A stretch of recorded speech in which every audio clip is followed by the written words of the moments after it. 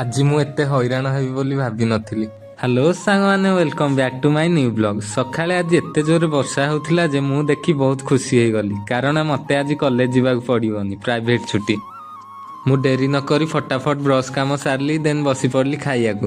ଆଉ ଏଇ ପାଗରେ ଗରମ ଗରମ ଭାତ ସହ ଡାଲି ଆଳୁ ଭର୍ତ୍ତା ଖାଇବାର ମଜା ହିଁ କିଛି ଅଲଗା।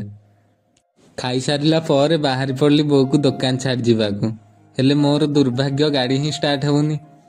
350 ଥର କିକ୍ ମାରି ସାରିବା ପରେ ବି ଗାଡ଼ିଟି ଟୋଟାଲି ଷ୍ଟାର୍ଟ ହେଲାନି। ତ ବାଧ୍ୟ ହୋଇ ମୋତେ ଗାଡ଼ିଟି ଗଡ଼େଇ ଗଡ଼େଇ ଗ୍ୟାରେଜ ନେବାକୁ ପଡ଼ିଲା। ତାପରେ ସେଠି ମୋତେ ଘଣ୍ଟେ 1.5 ଘଣ୍ଟା ଅପେକ୍ଷା ପରେ ଫାଇନାଲି ମୋ ଗାଡ଼ି ପାଳି ଆସିଲା। ତ ଭାଇ ଆମର ଗାଡ଼ିଟି ପୁରା ଖୋଲାଖୋଲି କରି ଗାଡ଼ିଟି ପୁରା ଠିକ୍ କରିଦେଇଥିଲେ। ଗାଡ଼ିର କାମ ସରିବା ପରେ ଗାଡ଼ିରେ ତେଲ ନଥିବାରୁ ମୁଁ ପଳେଇ ଆସିଲି ତେଲ ପକାଇବା ପାଇଁ। ତେଲ ପକାଇ ମୁଁ ପଳେଇ ଆସିଲି ଘରକୁ। ତ ସାଙ୍ଗମାନେ, ସତରେ ଆଜି ଗାଡ଼ି ପାଇଁ ଏତେ ହଇରାଣ ହେବି ବୋଲି ଭାବିନଥିଲି। ତ ଆଜି ପାଇଁ ଏତିକି। ଯଦି ମୋ ଭିଡ଼ିଓଟି ଆପଣମାନଙ୍କୁ ଭଲ ଲାଗୁଥିବ ତାହେଲେ ଦିଲ୍ ସେ ସପୋର୍ଟ କରିବେ।